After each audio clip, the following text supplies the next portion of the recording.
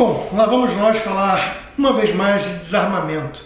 Quanto a essa campanha impressionante, liderada inclusive pelos principais veículos de comunicação no país, como a Folha, o Globo, enquanto essa campanha continuar dessa forma, a reação tem que ser proporcional. E hoje a questão do desarmamento, então, foi uma vez mais tema de debate do editorial do Globo, com um convidado, no caso, Flávio Bolsonaro. O editorial não mede palavras para chamar de uma insanidade a tentativa de flexibilizar o Estatuto do Desarmamento.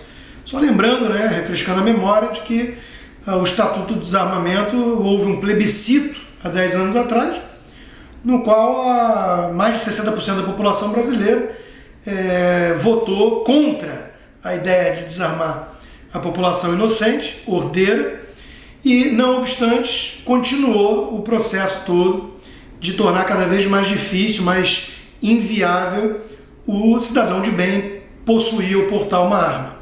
O estatuto, então, que visa a flexibilização, a proposta que visa a flexibilização desse estatuto, então, está sendo chamada pelo jornal o Globo de insanidade. E são os velhos argumentos, pseudo-argumentos já refutados pelos principais especialistas no caso, como, por exemplo, a ideia de que não serve para reação, porque o caso de reações bem-sucedidas de pessoas armadas é pequeno e tudo mais.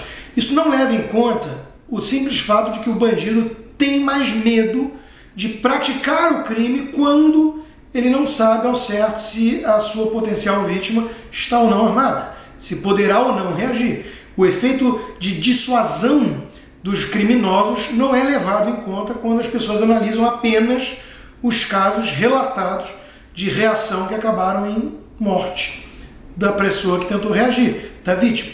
Além disso, tem vários casos que não vão para as estatísticas de pessoas que, pelo simples fato de terem uma arma ou de mostrarem uma arma, conseguiram dissuadir um crime. O crime não aconteceu, isso não necessariamente está, então, sendo contemplado de fato, de forma correta, em todas as estatísticas.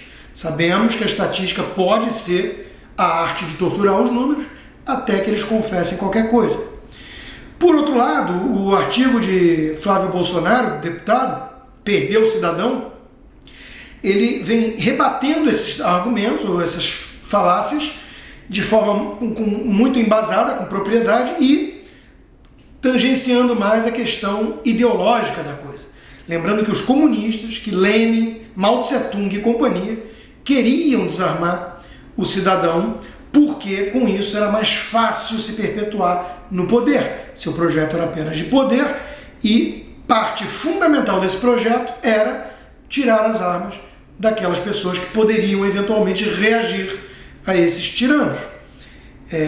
Vem lembrando aqui que os Estados Unidos possuem muito mais armas do que um país como o Brasil e muito menos violência, muito menos índice de criminalidade, de homicídios, por exemplo.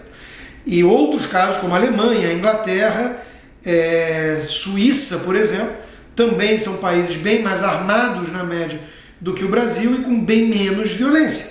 E qual é o X da questão? Qual é a principal razão disso? Segundo Flávio Bolsonaro, a questão da impunidade. Nesses países, a taxa de solução de crimes chega a 70%, 80%, 90% dos crimes praticados. No Brasil, pasmem, 5 míseros pontos percentuais. Ou seja, a cada 100 crimes cometidos, apenas 5 têm solução e 95 permanecem impunes. Como é que você quer estopar, parar de alguma forma a onda da criminalidade com essas estatísticas? É inviável. E você vai achar então que a arma é a culpada pelo crime e não a impunidade e não o indivíduo que pratica o crime? Isso é desviar totalmente o foco da questão. Isso é querer quebrar o termômetro achando que com isso a febre vai passar. Armas não matam.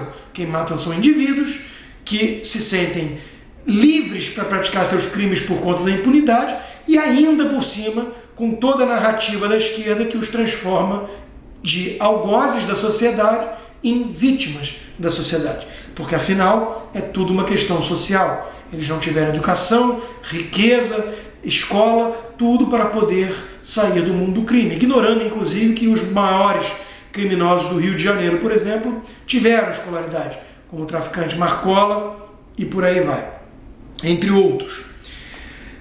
Quando a gente analisa então os argumentos de um lado, né, não só ideológicos, da esquerda de querer desarmar e da direita de defender o direito do cidadão de escolher ou não o risco de autodefesa, de legítima defesa.